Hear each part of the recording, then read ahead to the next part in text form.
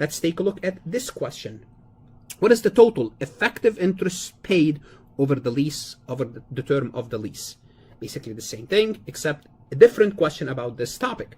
Well, hold on a second. There's a lot of numbers. How do I know how much interest I paid? Well, let's start with my balance. What is my outstanding balance? I owe $75,939. That's my liability. Okay, that's good. Then of that liability, how much did I actually pay? Well, I made 10 payments of $12,000. So I made payments of $120,000. Those are my total payments. My balance is $75,939. So the difference between those must be my interest. So immediately what you can do in this problem, immediately you can eliminate the 120. You could eliminate the 75, so you're down to 50-50. And I don't even have to use my calculator.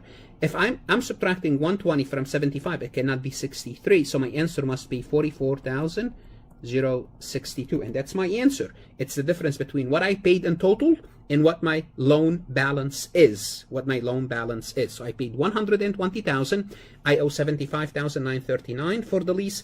The remaining must be in. Okay, let's. Want to see more CPA exam multiple choice questions solved step by step?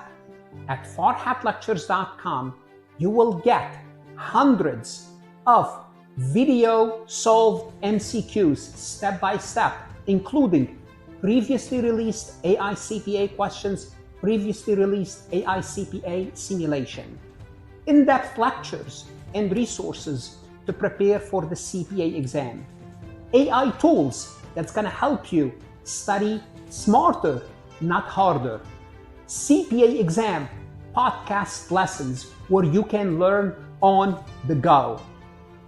And also you will get the personal guidance of support of Farhat and his team. If you are serious about passing the CPA exam, this is your next step. Visit the website farhatlectures.com, start your free trial, and I hope to see you on the website.